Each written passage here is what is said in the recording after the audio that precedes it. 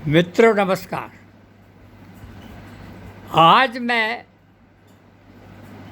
Stalin के पुत्र उदयनिधि ने जो संसद में पिछले वक्त कहा था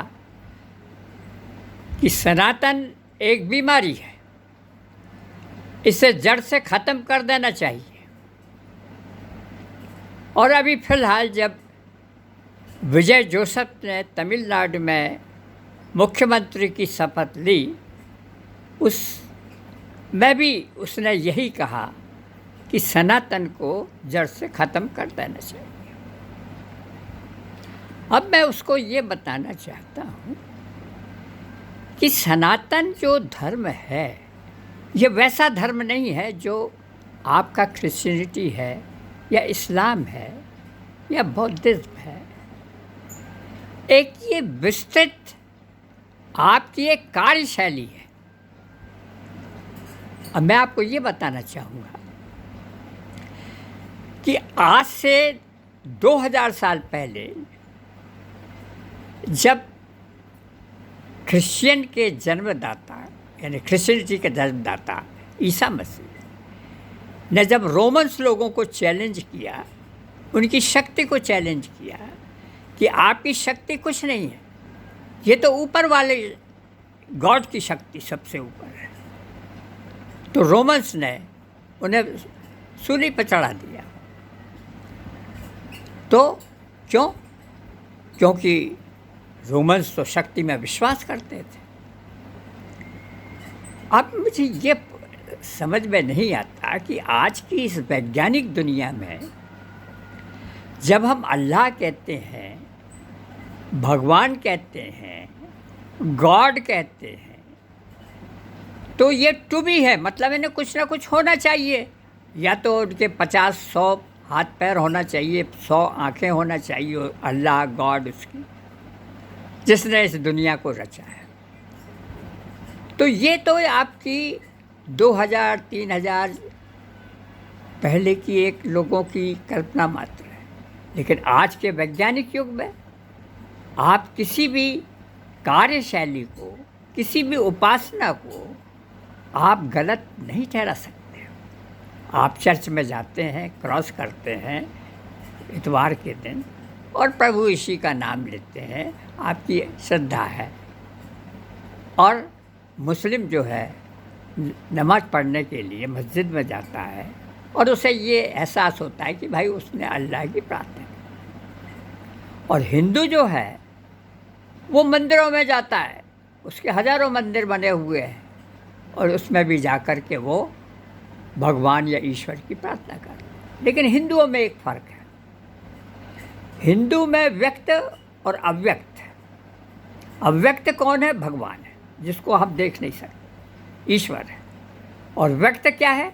जो मूर्तियाँ हैं और जो हमने कथाएं बनाई हैं वो व्यक्त है। जैसे राम कथा है, कृष्ण कथा है, भागवत गीता है, तो ये सब व्यक्त है और इस पर हम विश्वास करते हैं।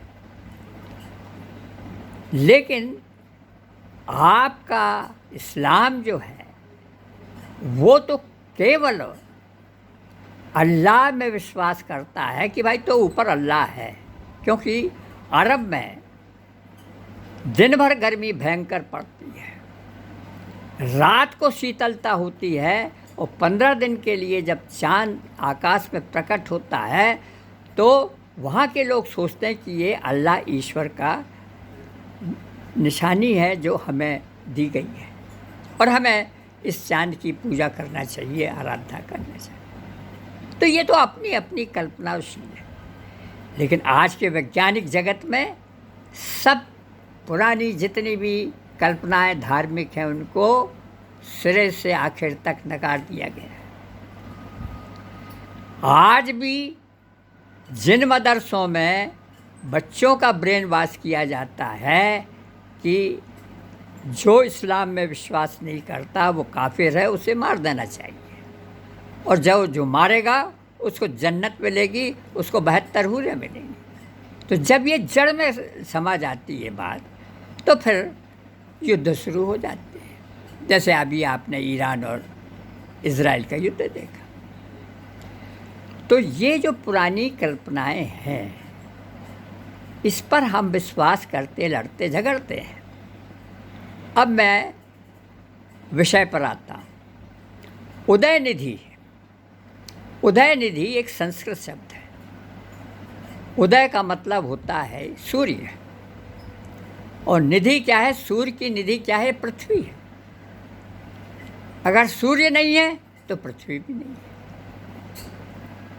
तो आपका नाम तो पृथ्वी माता से संबंधित है, तो वो तो आपका हिंदू धर्म या सनातन धर्म से संबंधित है। तो सबसे पहले तो आप अपने नाम को डिलीट कर दीजिए और आप अपना नाम रावण, स्टालिन रख लो, और फिर उसके बाद आप क्रिटिसाइज़ करें जो भी आपके दिमाग में आता है। लेकिन मैं ये बताना चाहता हूँ कि आपका जो सनातन है वो किसी को कन्वर्ट नहीं करता है, किसी को अपने उसमें नहीं। आपको आना चाहे तो आप आज जाकर मंदिर में प्रार्थना कर सकते हैं, और नहीं करना है तो मत कीजिए।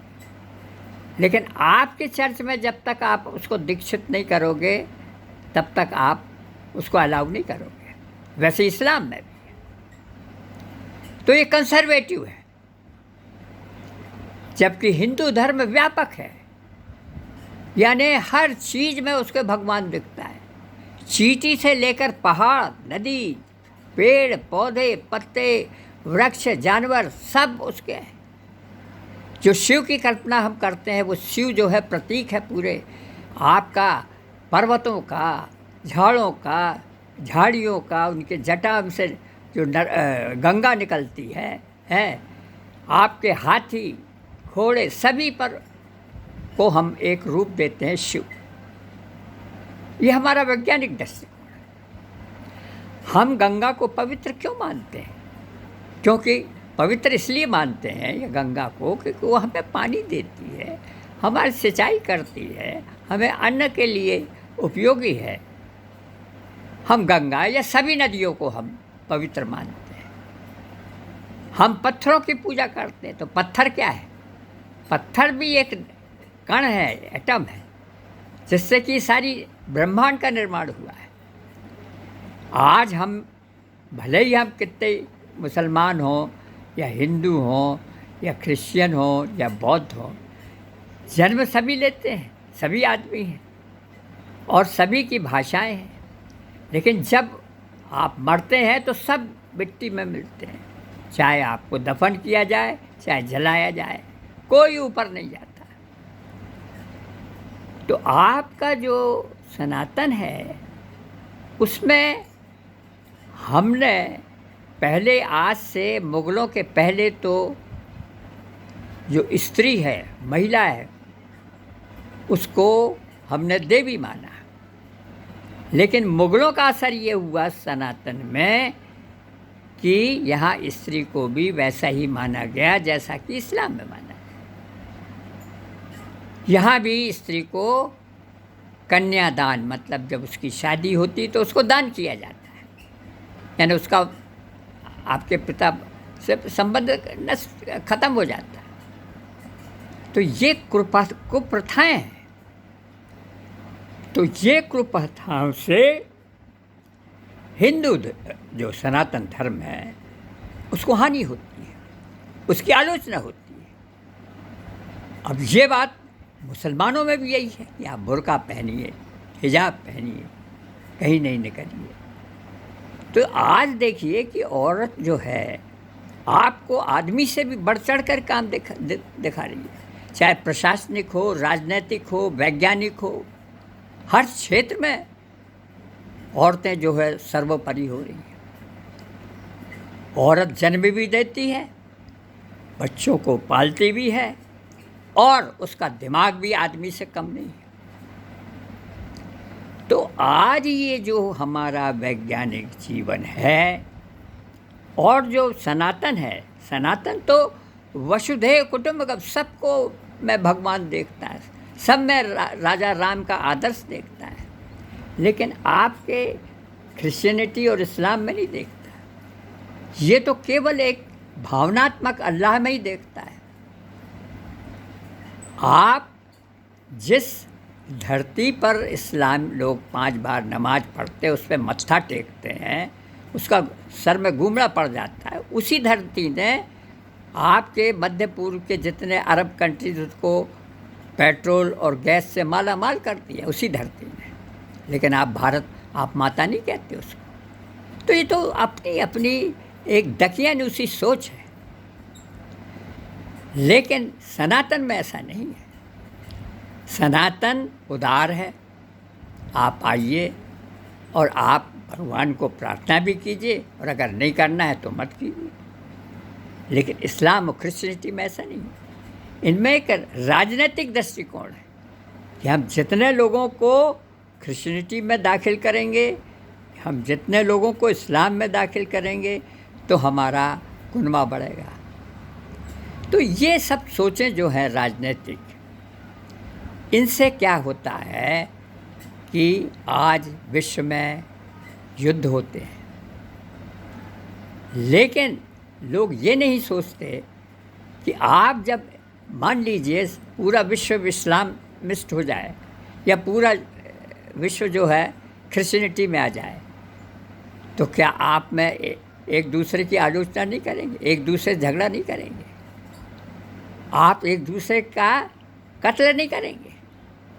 आज भी देखिए आप, ईरान ने मध्य पूर्व के जितने भी इस्लामी रास्ते उनको उनके ऊपर आक्रमण किया। आज भी हमने देखा कि बौद्धों में कंबोडिया और थाईलैंड में झगड़े हुए। आज भी हमने देखा कि सिखों में भी निरंकारी सिखों में, और क्रिश्चियनिटी में भी यही है, प्रोटेस्टेंट और कैथलिक में भी बड़े झगड़े हुए। तो धर्म जो है उसमें आपके जितने भी कंसर्वेटिव रिलीजन है, इस्लाम और क्रिश्चियनिटी, बौद्ध, वो अपने में कन्वर्सन कराते हैं। लेकिन सनातन तो व्यापक है।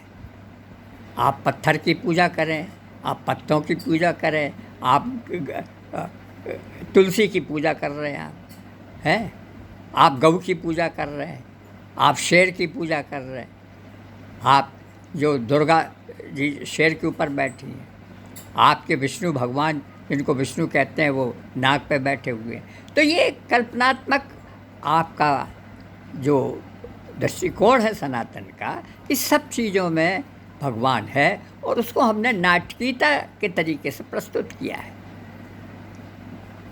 राम कथा एक आदर्श कथा है। हम ये चाहते हैं सनातनी कि सब में ये बात हो। आज हम देखते हैं कि जब पहले 35 करोड़ देवी देवता थे भारत में, अब 150 करोड़ है। बल्कि ये कहिए कि सनातन तो ये भी कहता है कि पूरे विश्व के जितने लोग हैं सब में भगवान है, सबको हम पूजना चाहिए। क्या आपके क्रिश्चियनिटी में ऐसी बात है? ना इस्लाम में है। तो ये तो कंसर्वेटिव रिलीजन है, लेकिन सनातन तो व्यापक है। और जो मैं आपको बतला रहा हूँ तो क्या मैं गलत कह रहा हूँ? आप देख लीजिए कि इस व्यापकता ने आपके नामों को आपने देखा, उदय निधि, करुणानिधि, सब संस्कृत शब्द हैं जो कि सनातन से उत्पन्न हुए, संस्कृत से उत्पन्न हुए। तो ये सब राजनीतिक वक्तव्य है, और इसमें जो कम पढ़ी लिखी जनता है वो उसमें समझ नहीं रहती और उनको फॉलो करने लगती है। अब मैं ये बात बताता हूँ कि आप कहते हैं सनातन बीमारी है। चलिए मैं मान गया बीमारी है। तमिलनाडु में लगभग 87% हिंदू सनातनी है, 6% शायद क्रिश्चियनिटी है, 4 या 2% मुस्लिम है। लेकिन देखिए उन हिंदुओं का उदार दृष्टिकोण देखिए कि उन्होंने एक ईसाई क्रिश्चियनिटी विजय जोसेफ को वोट दिया, और अन्ना द्रमुक के जो सनातनी हैं उन्होंने भी उसको वोट दिया। इससे उदयनिधि को ये बात मालूम होना चाहिए कि सनातन कितना उदार है। उसमें ये दृष्टिकोण मतभेद नहीं है कि तुम क्रिश्चियन हो या तुम मुस्लिम हो या तुम बौद्ध हो या तुम अन्य फिरके के हो। तो दोस्तों, ये जो मैंने आपको दृष्टिकोण बताया ये तो बहुत संक्षिप्त है, लेकिन मैं ये चाहता हूँ कि आपके जो सुधांशु त्रिवेदी जो बड़े अच्छे वक्तव्य हैं भाजपा के, बहुत अच्छा वक्तव्य देते हैं, बहुत अच्छा भाषण करते हैं, बहुत अच्छा विश्लेषण करते हैं, उनको उदयनिधि के इस वक्तव्य पर अपनी टिप्पणी करना चाहिए। तो आज का इस वीडियो में मैं आपसे निवेदन करूंगा कि इसको सब्सक्राइब कीजिए, बेल आइकन दबाइए और शेयर कीजिए, कमेंट कीजिए कि ये कहाँ तक आपको सही लगा।